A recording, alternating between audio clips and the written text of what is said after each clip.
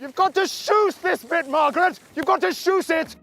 So, hi and welcome to this week's podcast. I always forget to introduce myself. I'm Dom, I'm publisher at In the Snow, and I'm joined by my fabulous co-host, Rob. We wish you a Merry Christmas. Rob Stewart from Ski Press. How are you?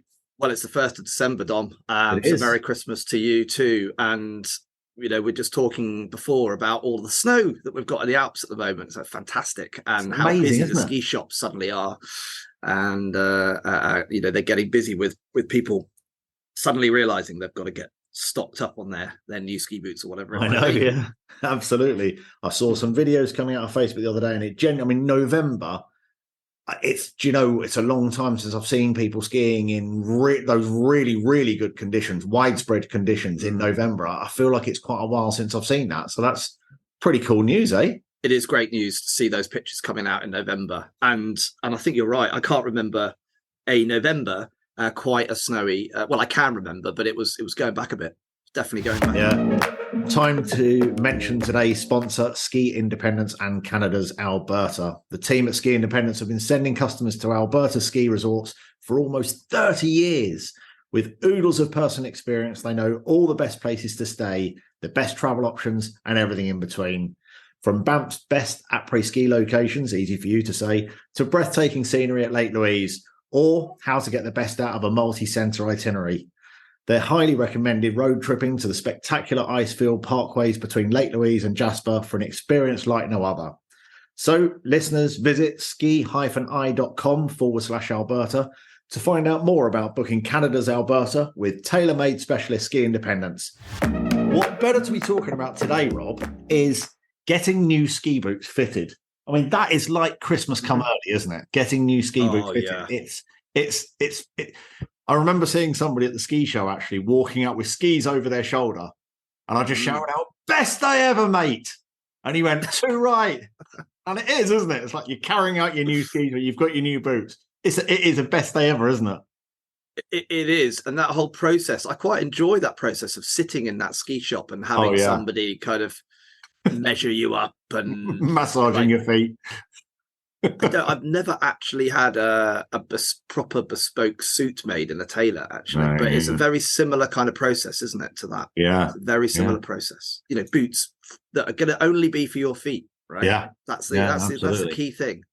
Don't let anybody get into your ski boots. Oh, can I borrow those £500 ski boots that you had custom made for your feet for a week when I'm going? No, don't do it. Don't do it. So that's what today is all about. It is about getting the right pair of ski boots. It's almost, I think, it's almost like the most important bit. Do you not think? Oh, absolutely. I know your skis are important. I think you can kind of get away with, your rental skis and maybe not quite the perfect pair of skis. But I tell you what, if your boots don't fit and your feet aren't comfortable and your feet are cold or they're squished or they're slopping around like an old 1979 Capri gearbox, then they're just not going to be any good, are they? And so that's what today's all about. It's all about getting the perfect fitted ski boots. So Rob, there is a wealth of ski boots on the internet and eBay. Might even go and buy myself a second-hand pair. And we were talking just before this podcast that you go online and you see a red pair of boots and you think they match my skis and they match my jacket, and they're size 9 and I'm a size 9. I'll just buy those. They've only been worn 5 times, or even new ones, and they're size 9, and I'll just buy them. And it is. What I would say to that. Yeah, tell me. Okay, I would say you're better off renting some boots than doing that. Yeah, yeah. Because when you go into the rental shop, they'll actually be able to see your feet, and they'll actually be able to give you a boot that they know fits you. Yeah. Do not go online and buy. Do not go online and buy a pair of ski boots, and even more, don't go online and buy a second-hand pair of ski boots, even if it says they've only been used once. It is not worth buying. You might as well rent. So we're going to use some footage that we took at our Ellis Brigham store. As it happened this time, we went to Ellis Brigham to have a custom boot fitting, and we're going to use some of the footage that we experienced there. So there are a few things. I mean, ski boots, like you say, you might like a Lang boot, I might like a Nordica boot, and somebody else might like a Dynastar, a Cater, or a Salomon boot. It's very dependent on your feet. So when you go into that store, what you notice is the first thing they do is they get your socks off, they get your feet on a plate and they start looking at them, don't they? They start looking at any lumps or bumps and measuring what they're like when you're sitting down, when you're standing up, what they're like when they spread and you put pressure on them. They get a good look on your ankles, your shins, your legs, how you sit, how you stand, and what your feet really look like, don't they? And they're doing that for a reason at the end of the day, aren't they? They're doing that because they've got the knowledge of all the different boots and the type of fit those boots offer. The fact that a Lang boot fits a Rob Stewart type foot. Has this bloke got a Rob Stewart foot? Because if he's got a Rob Stewart foot, then he probably is going to fit into a Lang boot, or has he got a Don Killinger boot, and therefore he's probably going to fit into a Nordica boot. You've got to allow them to sort of tell you what boot you should be buying. Exactly, yeah. So let's have a little listen to that whole sort of looking at the feet, the measuring of the feet, before we even start thinking about what kind of boots would fit your skinny little feet or your slab-like plates of meat. First thing we're going to do is take a measurement of your feet while you're sat down, so we can see how your feet are when they're unweighted, and then we'll take a measurement when you're stood up as well, so we can see where they're weighted, and then we can see how they change when the weight goes through your feet there, that sort of thing. So, and then bring your knees forwards into that ski position, hold that position, looking straight ahead there, excellent, looking good. So yeah, it does look like your left foot has definitely spread and it's just gone a little bit longer as the weight goes through your feet. Again, that's normal. As the weight goes through, the arch of your foot tends to drop a little bit. Just make your toes spread out and elongate slightly. Just going to double check the width in there as well. Nice. Good stuff. It does look like it's coming up a little bit broader on your right foot at the moment. A little bit narrower on the left. Yeah, so you can kind of see almost a little bit of the profile of the foot and where the pressure's going underneath your foot with this one here. So this just kind of picks up the pressure under there. Shows that you've got a nice amount of pressure going around the outside of the foot here, so it's not all focused on the ball of the foot or the heel, but you've got some good definition in the arch in here and in here. It's a little bit on the lower side, so there is a bit more pressure going around the outside, which just shows that the arch has just dropped a wee bit. And what I'd like you to do is to have your feet in a nice parallel position, about hip width apart. First, what I'd like you to do is I'd like to keep your back straight, and I just want you to bring your knees as far forwards as they can go, but keep your heels planted on the floor there. So we're looking for how much flex is in that ankle at the moment there. So if you look straight ahead there, that's looking good. This time, I'd like you to flex or bring your knees forwards and back, nice and smoothly, up and down, just nice and relaxed in there. Excellent, looking good there. Fantastic. Just looking at your knee tracking at the moment there. And if you could just bring your knees forwards and back for me again a few times, nice and smoothly, up and down here. We're just looking at your ankle and the Achilles shape as you flex forwards and back there, Mo.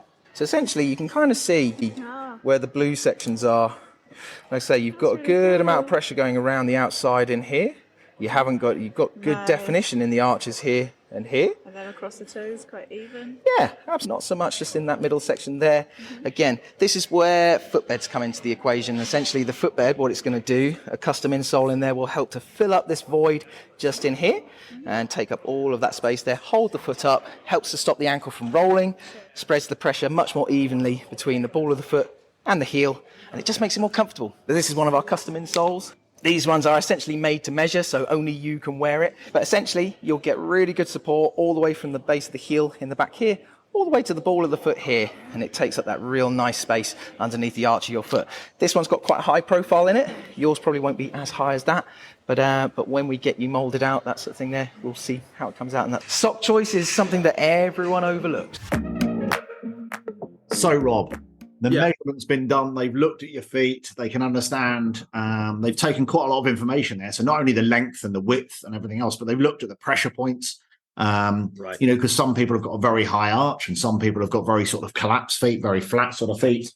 And then they can say, right, actually, we think this brand, and this brand would suit you. So let's try some of those boots. Right, let's start trying some boots. Exactly. And trying those with a decent pair of ski socks as well. Good tip, Tom. Always bring a pair of your ski socks. In all fitting stores, they'll pull out a box full of brand new, fabulous ski socks. First process is they pull out some of these ski boots and they start trying your foot in the boot, but without the liner. Right, just into the shell. Yeah. Because they need to measure as well how much sort of movement you've got in your ankles.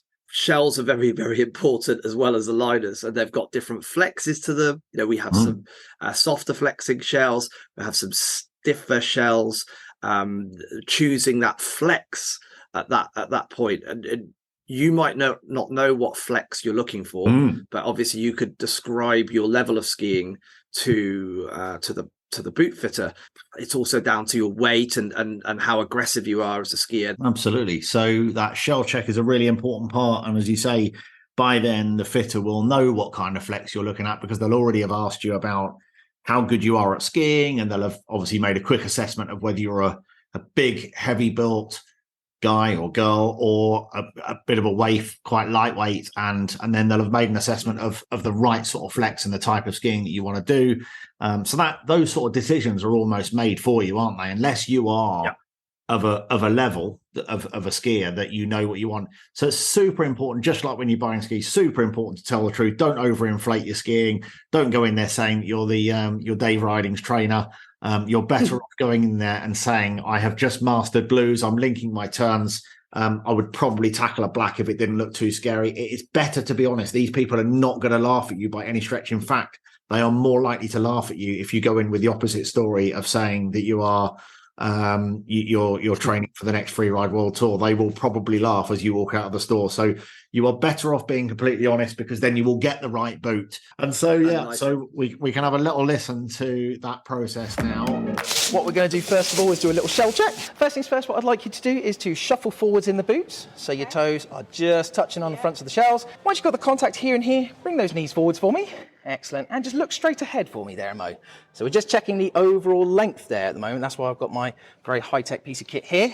Basically, what we're looking for is with your toes touching the front of the shell, we want about 20 mil or 2 centimeters behind your heel, so that you get 10 mil in front and 10 mil behind when the line is back in that boot there. This time, if you could shuffle backwards, so your heels are right in the back of the boot there. When you've got your heel in the back of the boot, if you could turn your toes to the outsides of the shell, so you're kind of doing this inside the boot there. Excellent, good stuff. I'm just going to have a quick feel down the inside of your foot there, see how much space you've got down for the width in there. Just around the big toe joint and around the midfoot here. Yeah, looking really good there. That's looking ace. And lastly, if I can get you to put your feet back into the middle of the boot there, so you're not touching your toes or your heels, and as little of the sides in there as best you can. So have a quick feel down on the top of your instep, on the top of your ankle. Yeah, so absolutely. After they have checked the shell, the next step is to get those liners in the boots and to try the boot on. And obviously, brand new pair of boots, it's a bit like any other new pair of shoes. It's going to feel odd to start with, isn't it? Yeah, especially when you're inside and your feet are warm. Yeah, get them on, walk around, start walking around in those boots, spend some time in the boots, and don't be afraid to try another pair of boots. You know, a boot fitter should line up a few different boots to try. It's worth comparing one or two other boots to that, because you might go back to that first boot because you know that then that's the one for you. But it's definitely worth trying different ones. And it's worth noting, when you put that first pair of boots on, don't forget you've probably gone in a pair of trainers or whatever you've gone in. So your feet are probably super, super comfortable. When you first slide in there, you might think, oh no, these are far too tight, or my feet feel constrained. It feels really tight in there. You do have to bear in mind that that is probably the initial feeling. And even if there are some tight points around your calf or your shin, or tight points of your feet, that doesn't necessarily mean that it's the wrong boot. There are minor adjustments that can be made to the buckle positioning, to the height of your ankle, and they can even mold the shells slightly to push points of the plastic out where you might have a bump on your foot. So don't rule out a pair of boots just because they don't feel like the trainers you've been wearing. Do, really feel for how your feet feel in there. They should feel snug. They shouldn't be slopping around. They should feel tight's a tricky word to use, but they should feel compact. Oh yeah, very snug. Yeah, and snug in there. They shouldn't feel like they're slopping around like a pair of slippers. The boot fitter will help you guide you on what they should be feeling like at the time. I used to have a huge ankle spur for quite a number of years on one of my ankles. And when I had a new boot fitted, I used to literally have to get that boot. They heated the side of the boot of the shell. Yeah. Heated the side of the shell, and they would push that shell out. And then obviously it cools down again and it sets. So they actually completely changed the shape of that shell of the boot to fit around this ridiculous, horrible ankle problem that I had. And that's where the whole custom fitting comes in, isn't it? It's making those boots are specific to you. Exactly, yeah. So let's have a little listen. So it's going to be tight to start off with. Your toes are going to kind of crash into the front a little bit when you first put your foot in. Don't fret. I say we'll get you done up, get you flexing forwards, and that'll draw your toes away from the front and then get your foot into the right position inside the boot there. So we'll get you done up and then we'll see how we go in there.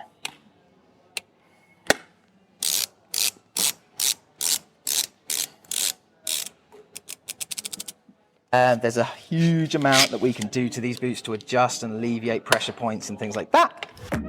Well, really, really, really important thing when you go to buy new boots is to get custom insoles. And don't take the ones out of your old boots to get those custom insoles, because it will make a massive difference to the boot.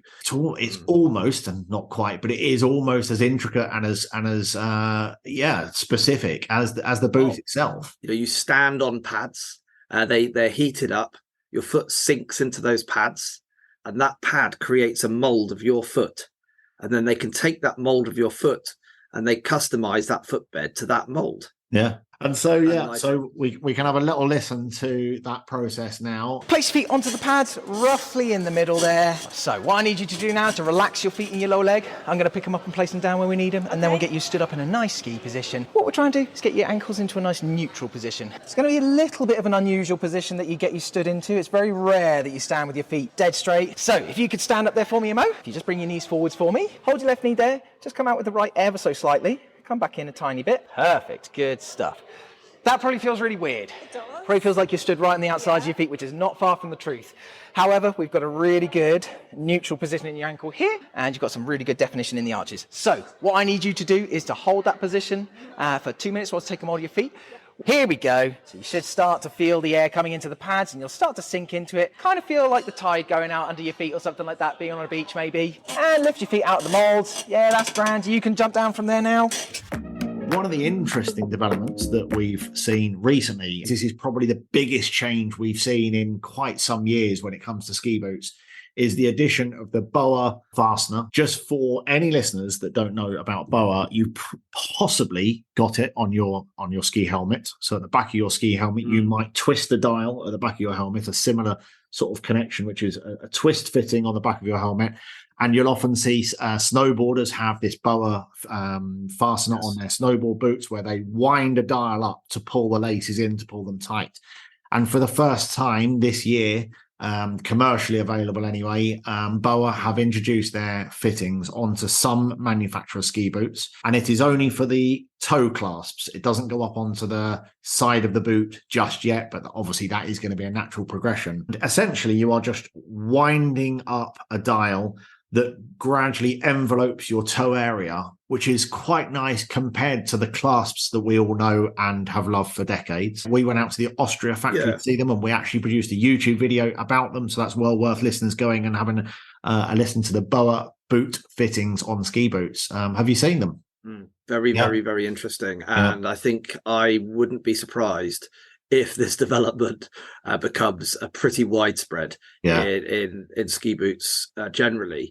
And clearly, I think, as the boot fitter suggested when we were in there, the natural progression is that it's going to go to the top clasp as well. And it's a really nice little fitment, because actually you wind it up as a dial to get them tight out. And when you want to loosen them off, instead of all that faffing about of clips getting caught on your ski pants and tearing the liners of your ski pants and everything, it is literally pull a knob and they immediately loosen off.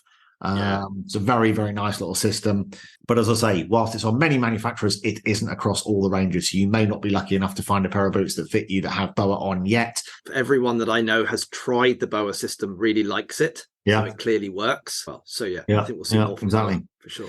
So we've finished our boot fitting. Always the advice is to wear those boots at home a little bit, walk about in those boots and get a feel for them before you go on holiday, because with the best fitter in the world, they don't know what it's actually going to be like. They can do their very, very best to get it as close as they can to the best ski boot for you. But until you get out on that slope in that minus whatever degrees temperatures and your feet are buried in snow, maybe, hopefully, you're not going to know until you've skied on them, is what I'm trying to say. And the great thing is about not buying your boots online or off eBay, by going to a professional boot fitter. If you have got a problem and your ankle's aching or it's pinching here, you can go straight back to that store, and they can look at that and start working on what other customizations they can do to fit that hopefully micro problem. Yeah, I mean, it's a really good point. Some people say, wouldn't it be better to buy your boots in a ski resort, because you can then go and fix that boot? I mean, I wouldn't say yes or no in a way to that. I mean, obviously, if you wanted to do that, that's fine. If you know that there's a very good boot fitter in one of those shops, I guess so. On the other hand, it does take quite a long time to fit boots. You should expect to be there for a couple of hours for that boot fitting. And it's not a 10-minute job. So if you want to cut into your ski holiday time by doing that, that's fine. But at the end of the day, if you go to a good boot fitter here and they do their job well, which I'm sure they would if they're a good boot fitter, you shouldn't have major issues. You shouldn't. Your boot probably, it does take a couple of days to bed a boot in. And so a couple of final things when you've finished your ski holiday or you finish your season, always make sure you buckle up your boots properly, fully buckled up before you store them away, because that will keep their shape nicely.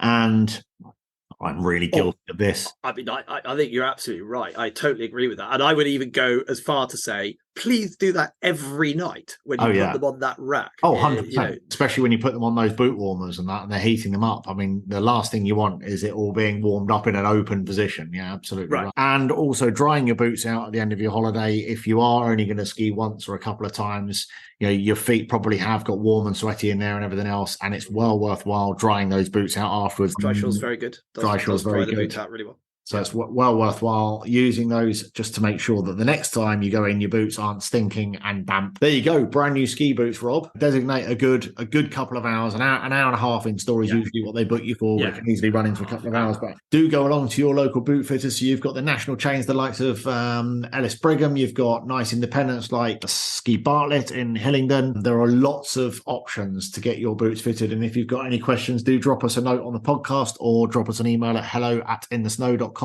Do check out the YouTube channel In the Snow Mag @In the Snow Mag, because there are lots of videos about skis and the skis that we test and boot fitting, and there is a whole one about 10 or 15, just under 10-minute video on getting a professional boot fitting. It's well worth the watch. Rob, there you go. We have done boot fitting, we've done skis, we've done all mountain skis. Wow, we have. Well, we just need to actually be using them now, don't we? Well, there's plenty of snow out there. Using boots. There's plenty of snow out there, and see if we can get ourselves a flight booked and get out there and enjoy some of that great snow that's falling. Sounds good to me, Dom. We actually do need to discuss that because we are going skiing together in France in January and we haven't booked our flights yet, right? There you go. We need to get on and do it. So, listener, that's all for today. Hope you enjoyed today's podcast. Do listen in next week where we have our regular episode, which covers things like snow reports, gear reviews, everything that's happening around the mountains. We do a spotlight on resorts each week and we do a bucket list destination. So do check out the Whiteout podcast. Please leave us a review. It really does help. And Rob, I will be speaking to you in just under a week's time. Fantastic. Have a good day. Looking forward to it, Dom. All the best. Thanks for your help. You too. Bye-bye. Cheers. No, talkie-walkie. Pretty sure it's called a walkie-talkie, mate.